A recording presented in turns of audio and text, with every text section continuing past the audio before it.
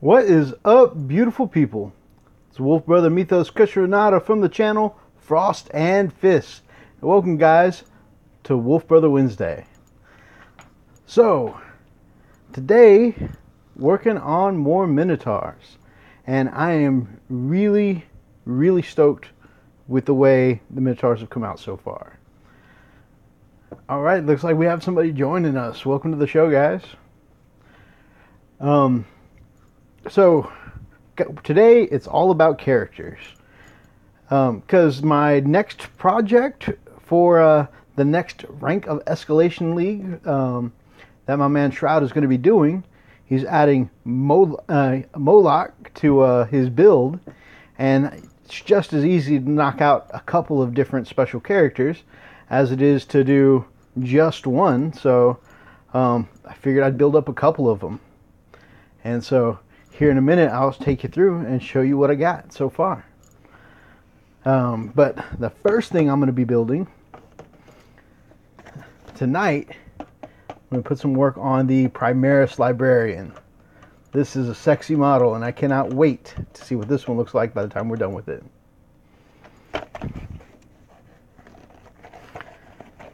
So, this version of the Primaris Librarian... Shroud, my man, I was just mentioning you. What's up, my brother? Getting ready to go to work. I'm glad to see you stop in, my man. So, popping it open. This is what comes on the inside of the box for the Primaris Librarian, with, of course, the handy-dandy booklet. If you thought I was going to say handy-dandy notebook, you aren't far from wrong. Of course, it comes with the how to build stats, the lovely sexy color instructions that GW's been doing lately, and of course with the Primaris guys being, you know, part of the new GW flagship. Of course, they're going to put these with the primo color-coded instructions, and of course, as they've been doing lately, even including the stats with them. So, quick little unboxing, because honestly, that's the first thing I'm going to be working on tonight. So we are going to go, you can see on the back of the box, if you haven't picked one of these up for yourself, guys, you can see on the back of the box it includes a couple of different options. Okay, there's the helmetless version, but you can see, and now the helmetless version is the one that we usually see in YouTube videos. But that one right there, you can see that example is with the helmet option. And that's exactly what we're going to be doing, is we're going to be putting a Primaris helmet on this guy and have a helmeted librarian. And even though he's going to be Minotaurs, he's going to be traditional librarian blue. So that'll be cool.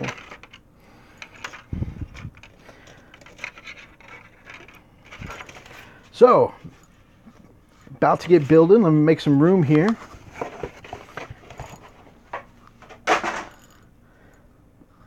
Next thing we do, before I go in and show you guys what I have been working on so far, I've got to do a little fessing up.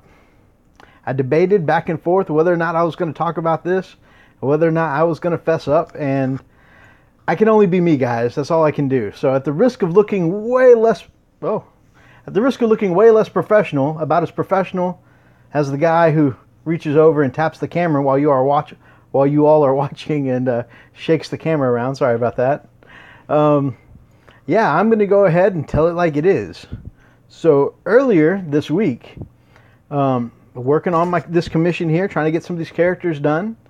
And you already know, ever since they put out Imperial Armor, you know, for the Space Marines, I've already got beef with Forge World, right? And so, I guess somewhere I'm looking to be upset with them. And so I'm putting together Moloch earlier this week, and I gave him a good, you know, I clipped all the parts, I gave it a good scrub down.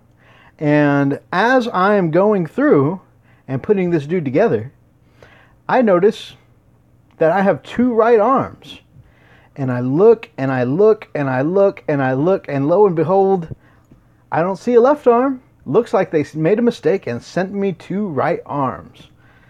So, of course, I'm furious. I've got, the way my client's escalation league is set up is it goes up in point values every 2 weeks. So I'm like, I've got less than 2 weeks now to put a Moloch on the table. And if I have to wait for shipping and replacement from Forge World, there's no way I'm going to meet this deadline. So I'm upset. And then I chat up my client. I get him riled up. And, you know, what do? I blast them on Facebook and really charge up my client so that way, you know, we can get that strongly worded letter to GW and put in some words with them. And I mean, I looked and looked and looked, and I'm just going to tell it like it is, guys. As unprofessional as I am, y'all ever found something where you've looked literally a million times before? And you looked there so many times, you are positive it wasn't there in every fiber of your being. But then somebody asks you to look just one more time, and it's like somebody planted it right where you've already looked 100 times before. Can anyone relate? Yeah, that's me. That's exactly what happened. So what happened is that Forge World responded back with a very polite email, and they said, "Hey, thanks for sending us this letter and bringing us your concern. Hey, we noticed looking at the sprue, Moloch actually comes with 2 right arms. And so that's probably perfectly natural that you got 2 right arms because that's the way our sprue is designed. It's a mistake that was made during the sprue creation process, and all the sprues come out that way now. But you should still have a left hand, and here's an outline of what the sprue looks like, and all the arms, including the extra arm. And so if you could just look one more time for us, we'd appreciate that." And so I read the letter, I looked at the sprue chart, or the sprue design, and I said, sure, I'll look one more time. And I looked one more time, and just like it'd been sitting there all along, almost as if it were perfectly planted by the world's best spy, it was sitting right where I'd already looked before. Right there. Actually, let me show you guys. In the original sprue box it came in. So what I did was, because of all the troubles I've had with Forge World resin before, let's talk more buildy. I will get to it, Steve, my man. I will get it done. Don't worry. So, because I've had trouble with the oily mold release on Forge World stuff before, this time I scrubbed her down real good with some Dawn dish soap. Okay? And after I washed all the parts very thoroughly with a toothbrush, put it in my little in its original container with some paper towel in there to soak up the extra moisture from washing all the parts. And yeah, just one of the little folds there, almost right on top in one of the little folds, when I checked that millionth and one time, yeah, the left arm was sitting there. So I'm definitely getting to building now. In fact, let me show you guys what I have done so far.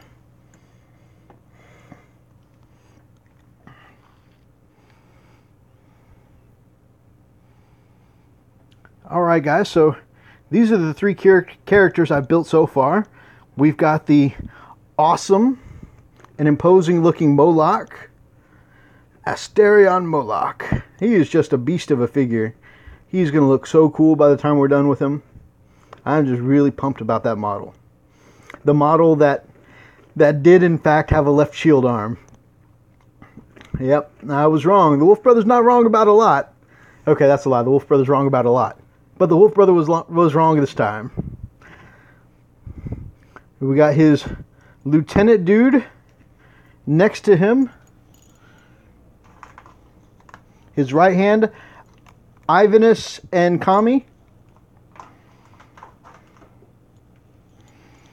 Yeah, the Forge World really did an amazing job with the details on these guys. And, I mean, if you look real close at the detail, I mean, you can see this guy's got ribs built in to his power armor. It's like a skeletal power armor. It's really cool looking. Even, and my camera's not going to get this focused, but even underneath that helmet, the part of the visor that's showing underneath is also skeletal looking. It's really, really cool. And you gotta love that spine-shaped mace there. Really cool. And then, of course, back behind that, I've got my Vindicare Assassin. I keep saying mine. Of course, this is all property of my client. but it's mine to work on. I get the pleasure of doing the modeling and the painting. And the cool little, comes with a cool little pillar base. I've already got all put together, glued some extra little sand down for an extra little texture, some rocks and stuff. Sealed it with PVA before I prime it so I can paint that up separately and stick on that awesome looking model. So that's what I've got built so far. But like I said, it's just as easy to knock out a couple of characters as to do one. And even if I don't finish the others right away, this is the main guy that I need to have ready, right? And so anything else is just going to be extra. So if I make sure to do him, but I build and prime, I don't know, 4 or 5 of them, then I'm already ahead of the jump.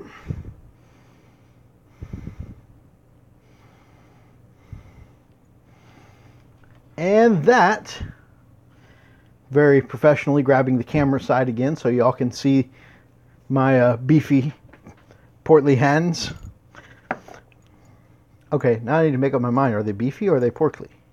Anyways, my big old hands. Yeah, so real professional camera work there, but that's because I'm awesome. And yeah, so now to get to building. Other hobby news and updates.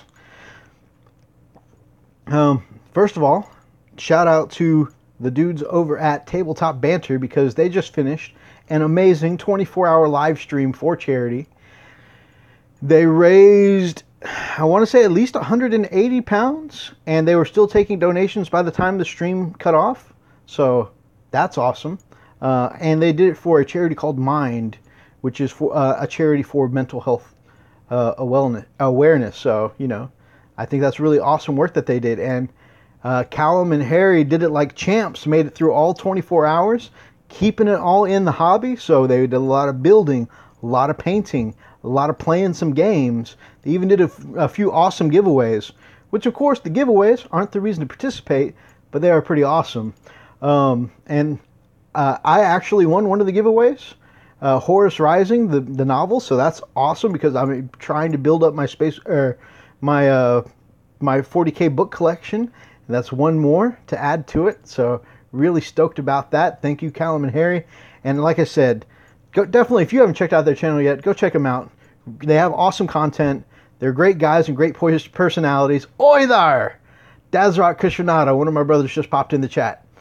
Yeah, they did an amazing job. Like I said, it's really impressive that they were able to go and do nothing but hobby for 24 hours, and that they built they completed 45 models. 45 is really awesome.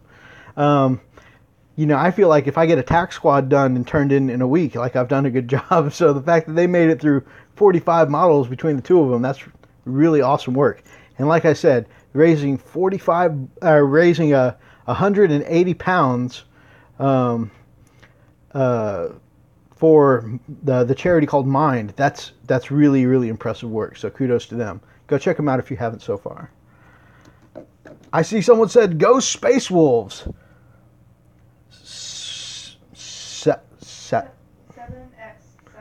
7x7. That's a really cool name that I cannot pronounce. But always stoked to see a fellow Space Wolf fan in the chat. As far as other hobby updates, didn't do any games this week because this week I took the lovely Lily out on a date night, which was cool. We went and had some Chinese together, spent the evening together, and then, how cool is this? At her request, we finished up the date night playing some Final Fantasy 14, doing some MMO action with Final Fantasy online, and she helped me level my samurai, if you know what I mean. So that was just an awesome night. Getting stuff thrown at me. Okay, maybe I didn't have to add the if you know what I mean, but she helped me level my samurai, if you know what I mean. She does need to play Sisters of Battle. I am trying to get her in 8th edition. I'm dropping hints all the time. I tried to get her in with Necrons before Sisters came back, and because Necrons are what she picked at the time, and she didn't seem very interested in 40k, and I think it's the size and length of the game that mostly doesn't do it for her. You know, a game of 40k does go on hours, and she ends up getting kind of bored during that time, so I'm going to have to try something a little smaller, a little more skirmish-based. 8th edition does play faster, you are absolutely right. And I may add that to my wiles to try and get her back in the game. Nuns with guns, nuns with skull boobs. Nuns with guns and skull boobs. The new Canon S model that came out. She thought she looked cool, but the skull boobs bothered her. I told her we could green stuff over those. Probably sounds, you know, like I meant something naughty. We can just green stuff all over her boobs. What? Do I need to throw more stuff at you? I'm sorry. As Callum and Harry said, I got to keep it clean for the stream. That was a hashtag they were getting going. Clean for the stream. They did an awesome job, though. They really did. So, that's where my hobby news is at. So, no game to report this week, but I am definitely hoping to have some game news for you next week. I may have to work out of town this weekend. Well, I definitely have to work out of town this weekend. I don't know if it'll have to include Friday or not yet, but I'm going to try and get some game time in. All right. With that, I guess, yeah, I really don't have much hobby news today. There's nothing clean about those sisters. They like to burn everything up. Flamers all over. Yes, sir, they are certainly hot that way, if you know what I mean. Because they're burning things. What do you think I meant? I'm your dork. Yeah. All right, guys. So, in other news, Freak has showed me some work where he has started on our battle report together, our first game of 8th edition, and it is looking awesome. We are trying a new format this time, and I think you guys are really going to enjoy it. I'm just really, really stoked with what he's done with the theme this time. And you guys, I think, will enjoy it too. So, going to go from hobby update into talking about our Q&A portion of the channel. So this is where we take questions from you guys, friends of the channel, friends of the YouTube community built up for wargaming, and questions that you guys have taken, either posed to me or done in videos of your own, and I'm going to answer them as best as I can. We all know I like to cheat during this portion of the show, so watch out for that. Our first question. Speaking of no cheating, Zythir asks, what Primaris unit are you most excited to add to your army and why? No cheating, just pick one unit. What Primaris unit am I most excited to add? Let's see. He specifically said no cheating. You guys see that? My own friends calling me out. I feel so betrayed right now. It's not like I cheat very often. Why would somebody specifically be looking for cheating from me? I can't even. But, and guys, by that I mean cheating in the Q&A. When it comes to the game, of course, I'm not a cheater. Yet. What? Nothing. So, what Primaris units would I like to add to my army? Most. What am I most excited for? If I had to lay it down with no cheating and say hands down one answer, I'm really excited for the Inceptors. The Inceptors are really amazing. They are really jump pack assaulty units. And as Space Wolves, we didn't get really good assault units before because most of our jump pack guys, they were all weapon skill, ballistic skill 3, which made them not that great because they would miss a lot while trying to jump across the table, and then they get killed, usually shot to pieces by something that could shoot better than they could, which was pretty much everybody at ballistic skill 3. And yeah, usually they just got prioritized and shot down before they made it into combat. And so they didn't really, I mean, you could send them after objectives, but they just were kind of an expensive unit to do nothing but sit on objectives and then get shot down. and killed. So I never really took jump pack units as a Space Wolf player.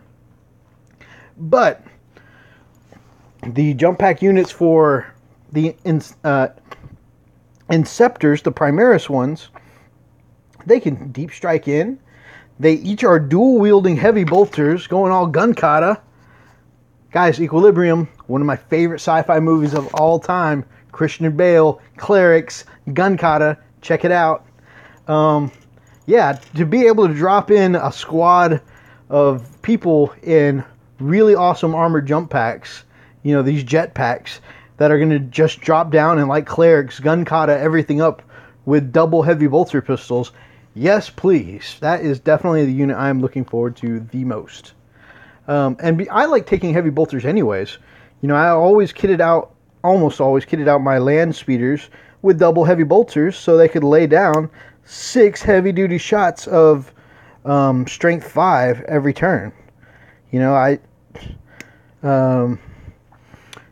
like running heavy weapons of heavy bolters. I like heavy bolters on some of my tanks. So I think the fact that I can have these jump pack guys with double heavy bolters, that's awesome to me.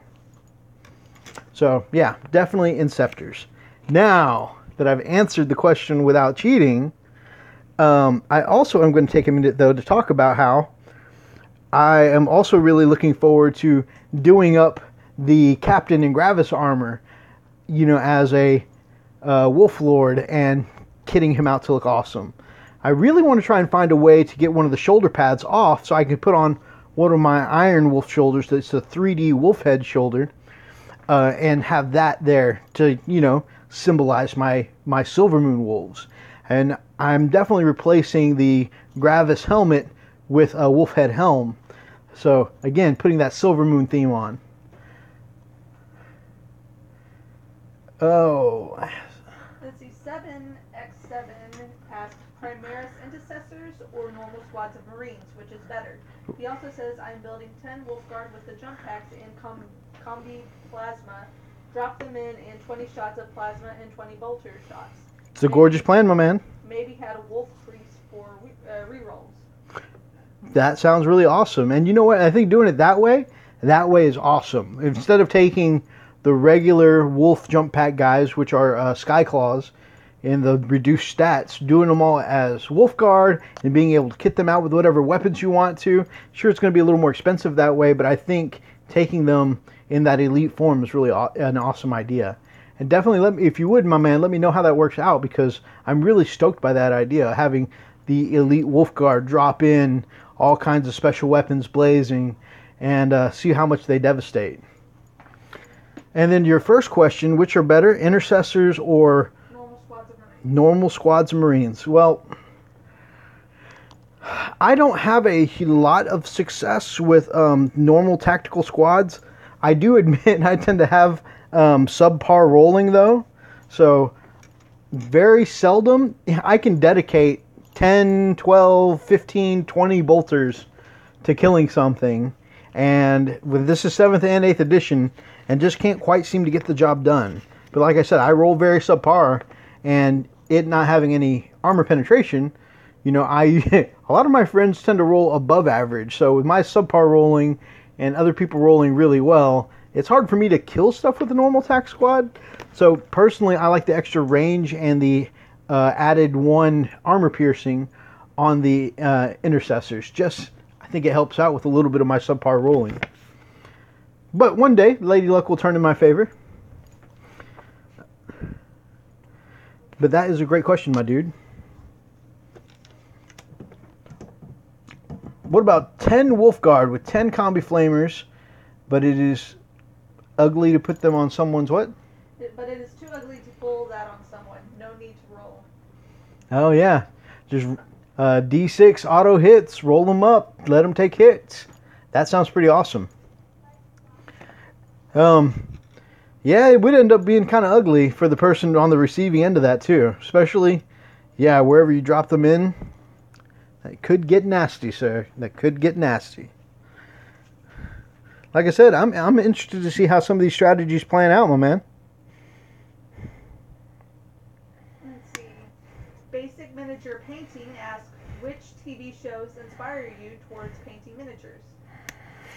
Which TV shows inspired me towards painting miniatures?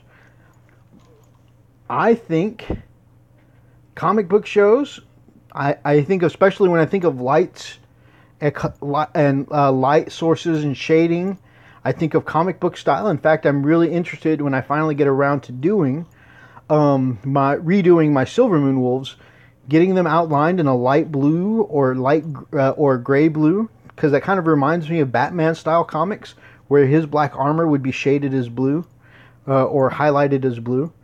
And I think that's a big part of what comes to my mind when I'm painting, is imagining how light looks and how light reflects in those comic books and those TV shows based on comic books. Also, very similarly, I'm going to take a little side tour. I know you mentioned shows, but I think a lot of my inspiration, especially for my Silver Moon Wolves, comes from video games, because Black and Silver, not only do I think of it as very wolfy, in fact, most immediately I think of it as wolfy because in the Power Ranger series Wild Force, they had a storyline based around the Lunar Wolf, and the cursed wolf spirit was named Zanaku. And Zanaku was a badass dude in wolf armor with a black wolf mask and black trench coat armor and a black crescent greatsword, and his stuff was all trimmed in silver. And then, of course, when he turned to the good side, the light side, Sixth Ranger syndrome, he became all silver trimmed in black. And so I think that kind of, a play on moonlight in relation to wolves and being represented through black and silver comes from that particular series of Power Rangers. But also, if you just look at some really of the classic awesome video game RPG badasses, Sephiroth from Final Fantasy VII, Lloyd from Legend of Dragoon, Black and Silver has been a really epic and stylish theme reoccurring from some of the most hardcore and badass villains in RPG video games. So for that reason, I think I've definitely been, my tastes and my creativity have been tinted towards Black and Silver due to watching those things. It's a great question, my man. And that was my man Justin over at Basic Miniature Painting, or as he calls it, the BMP. Pete from Mini Warzone asks, do you suffer from RSIs, and do you believe you can get it from the hobby? Most certainly have to agree on both of those, my man. And I don't think solely from the hobby, unless you really put a lot of time into it. But I do know that when I am painting for long periods of time, and keep in mind, I do work with computers all day. I probably put about 8-9 hours a day in front of a computer just for work. Sometimes even 10. And then when I come and I'm doing very delicate things like trying to hold figures and paint them, change angles and paint them, I can definitely feel, some tension, right there in my thumb grip and up here too. And it's not just from the computer and just from hobby, but also I drive kind of with this part resting against the steering wheel. So I can feel when I'm overusing just one hand to make my turns while driving, or if I'm gripping a figure too much while I'm painting. And so I definitely think you could get it from the hobby if you did it a ton, but definitely in combination with other things we like to do. And I definitely think I'm starting to get some beginning stages of it. A friend of mine, though, Jules, she recently looked into treatment for, she has some early stage carpal tunnel, and she's also an artist who likes to draw a lot. So she started wearing compression gloves made for early onset carpal tunnel and stuff like that to treat some of those repetitive strain injuries.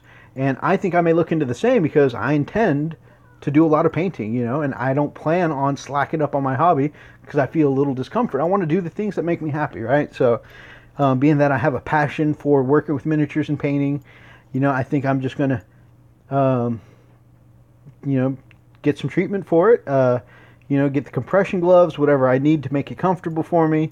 Maybe invest in some wider grips, like those really nice grips I think I've seen Phil use, with the wide wooden base and the little overhang to rest your hand on. I think those are good for trying to fight strain in the hobby.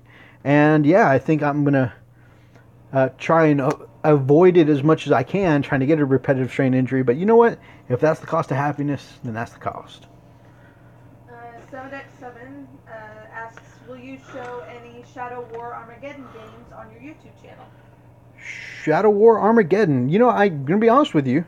So I don't even have the rulebook for that yet. I haven't had an interest in the Shadow War Armageddon game so far. Although, if there is demand for it and people want to see Frost and Fist get down with a little Shadow War Armageddon, we might be able to look into that.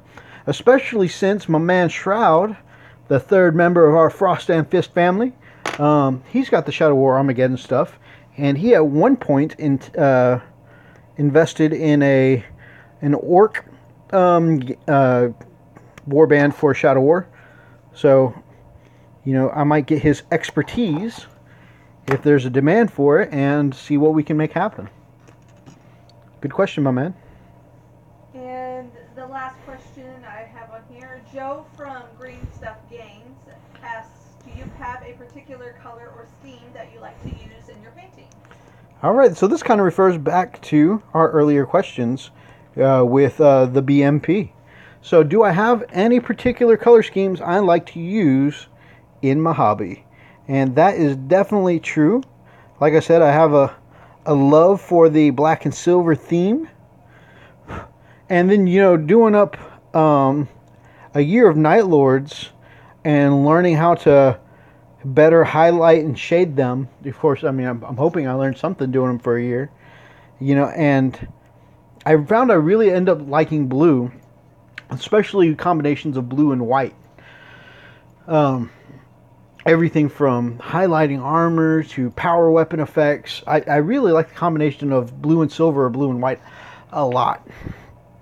But that is a great question. And that is the end of my questions from other channels for our Q&A. So now I guess I get to chat with you guys. With the chat, I'm going to cover my question of the week. And my question of the week is, if you had to personify yourself with a fantasy game class, how do you identify yourself? Do you see yourself as a noble paladin, always striving to do the right thing? I think I know very few noble paladins. Just, my awesome best friends I run with, they're not very all light side people, In fact, my wife is very openly gray zone. Forge the Wild. What is up, my man? That is my brother Atlas, who has been on the channel multiple times for battle reports. And he would be a cleric, which is awesome to see. 7x7 says he would be a monk. But then again, I have 2 black belts. That's awesome. What style do you study, sir?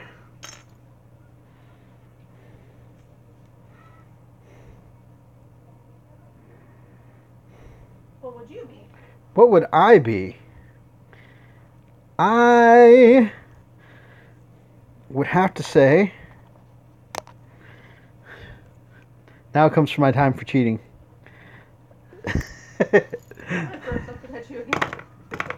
What would I be? I think I would be the martial artist in me would love to be a monk. I've always loved monk abilities. I've always loved martial arts. I love how smooth it looks when, you lay out a perfect combo. I definitely think monk would be an option. But also the swordsman in me. Nice. Kempo's hardcore stuff. That's cool to see, dude. The other side of me says, say, samurai. Definitely got to go samurai. I mean, I have literally well over a dozen katana in the house right now. That's right, katana, not katanas. I'm very adamant about that. But I have well over a dozen katana here in the house right now. I've collected for a long time. I love katana and using katana. Question: did I study kendo? I did not, good sir. I did not. And if I would really like to study professional kendo one day. And I've studied several different martial arts styles for the sword. Everything from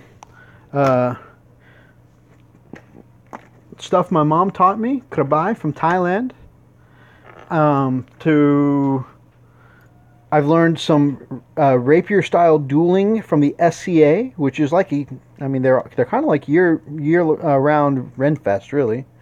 They're always in the medieval recreation, and I got to take several classes with them. Yeah, and had a lot of fun learning and mixing. And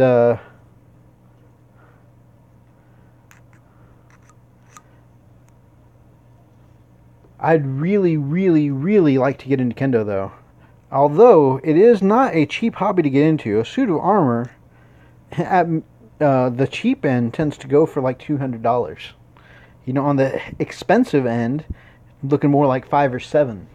So it can be a very expensive hobby to get into, but I definitely have a love for it. And I'd like to do all kinds of that stuff. I'd like to do SEA also had, and I never got to study with them, but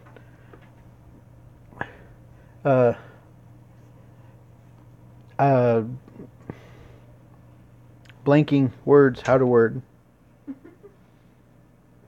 Oh, sword and board. The guys practicing sword and board at SEA, it would have been really cool to study with them. I love sword and shield characters, and that would have been another thing I wish I had gotten time. Unfortunately, that's awesome. Eskrima, I always was afraid I'm going to mispronounce the word. Eskrima sticks are very cool.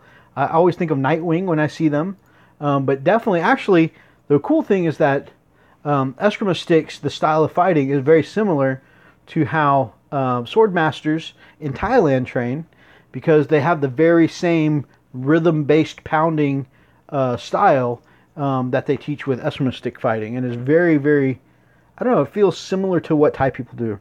By the way, my mom and her whole side of the family is pure blood Thai, and I'm the first mixed blood over here in the States, and I would love to be able to spend some time going over to the motherland, spending some time with, other Thai people and, learning the traditions, including learning the sword arts from traditional Thai masters. That would be really cool. But definitely, and I love Thai kickboxing too. Going back to wanting to be a monk, kickboxing is really awesome, but I would also love to have the speed, flexibility, and elegance of being a monk with Kung Fu style, and go for speed and fluidity. I think that would be amazing as well. Well, guys, that seems to be all the questions that I have. Oh, we've got Lars in the house.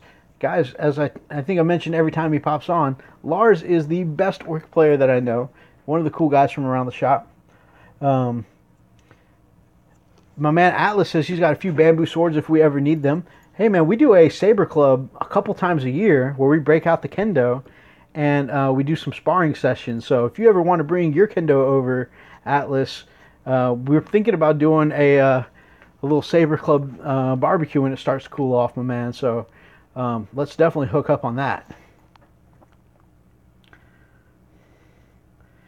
Lars says, I don't have any actual skills, but I would go for a class with a shield. That's awesome. What kind of class with a shield, sir? Would you be a straight-up fighter? Would you be a paladin with the shield? And my man answers with a loud "Wog!" That's awesome.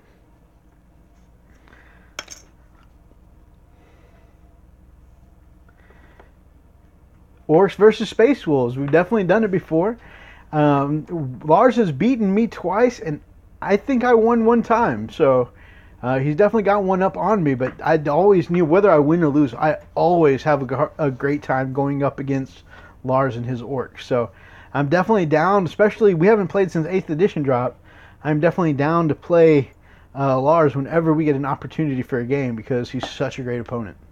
And Lars is the kind of person that even if he's beating the crap out of you, he makes you feel good about the game. Lars played clerics back in D&D of the many varieties. That's cool. I've never played a cleric. I always go for more offensive classes, but I do like that D&D clerics are more than just healers. They are, shield carrying, beat your face in with a mace, hardcore religious warriors. They're very cool.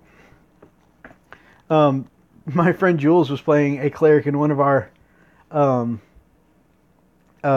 D&D campaigns, and my brother Cloud accidentally turned into a werewolf and ate her and killed her character on the spot, which was an accident. He didn't have control of his character at the time. But it's funny because after she died, a year or two later, she realized that on her character, she had the spell Turn Lycanthrope. And so she could have stopped the whole situation. But it was a fun experience, that particular team. I'm not saying the eating, having one of my party members eat another one of the party members was fun, but definitely the atmosphere of that D&D game. I played an arcane archer. My brother played a ranger, I think, a ranger werewolf. And our Eaton cleric re-rolled as a monk at the end. Or Jew? I want to say monk. I could be lying to you. All right, who took my dice? All the way Halfling Thief, way back in advanced. I think Halfling Thieves are awesome, although I always have felt too vain to be a Halfling Thief. I think because I'm already self-conscious about me being short. I'm a short guy, and so playing a Halfling never appealed to me because I'm already so self-conscious about it. But yeah, you get a good high dex Halfling with backstab for the win. They're going to lay out some pretty awesome damage. Backstab for the win. In our last D&D style game, it was using the D&D system, but it was Dragon Age. Lily here played a hell of a rogue. And yeah, lots of... Elven rogue, right? Yeah. Lots of backstab for the win damage. And thieving. Lots of thieving. I loved it. And lots of thieving. I'm not short, just compact. You're right. I sometimes wonder if I would have made it, if I've got some dwarven genes in me. But see, I don't grow enough of this to be able to bring out a dwarven side. My brother Daz, though. Daz is full on dwarf. Like real life, legit dwarf right now.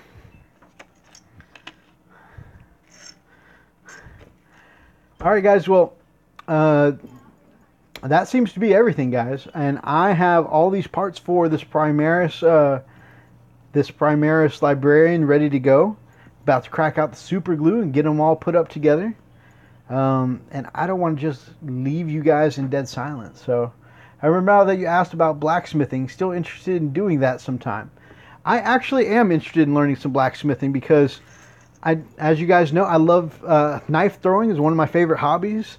And I'd really like to be able to hammer out, some of my own throwing spikes and throwing knives. I think that'd be really awesome. Maybe one day even work out hammering out my own sword. That'd be cool. Plus, that would be a handy skill just in case of the zombie apocalypse. Zombie apocalypse. It would for sure be a handy skill. Absolutely. And see, this kind of thinking right here, guys, this is why I married her. She's on top of it. She is forward thinking. Zombie apocalypse. Lars says, Ba weep, grana weep, miniban. Ba weep, I don't have any energon goodies to hand you, but Ba weep, grana weep, niniban. My man Roxas, my raid leader, popped into chance, said, yo, what's up, brother? How goes raiding tonight?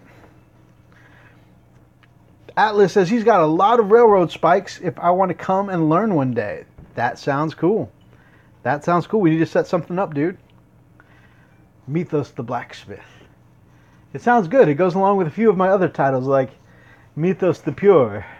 No. Mythos the Patron Saint of Innocence. No. I just got assaulted by a Pikachu. By an Eevee, I mean. Who took my dice nose? They know. Steve, you wound me. Every wife needs to think about zombie apocalypse and how to prepare. That's right, my man. I definitely agree. Ethan's there too. Ethan! Ethan is sensing alive for some reason. Roxas has it. What do you say? Mythos, the pure patron saint of BS. A patron saint of BS. I'm wounded, Roxas. I'm wounded. Ethan, it's good to see you too, my man. She is loading up, ready to pelt me again. How was your run tonight, guys? I will live. You're right. You're right. Because the light protects their own. No. If you're patron saint. Hey, careful. You almost took out Moloch over here. Palace of the Dead goes well. That's awesome.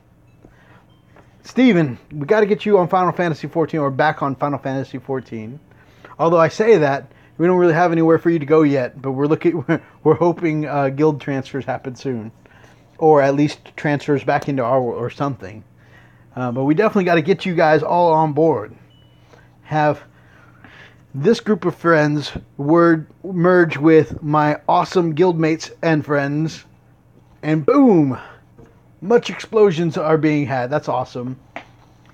And yeah, that's what we would do. Is we would all mesh together in one big guild, and then boom, population explosion of guildies. Yeah. All right, so I think I'm going to call it there, guys.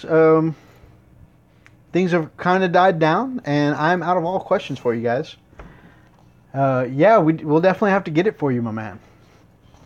Thank you so much for joining us, guys. If you like this episode, then grab up an axe and smash that like button in the name of the Emperor. And, of course, drop us some comments down below. Maybe leave me some questions for next week, or just let me know what you thought of today's show, because talking with you guys is, again, honestly, one of my favorite parts of doing what I do, is getting to chat and hang out with you guys. And if you are not yet part of the pack, then I'm sure Shroud, Freak, and myself would all love to have you as part of the pack here on the Frost and Fist. Until next time, guys, stay frosty.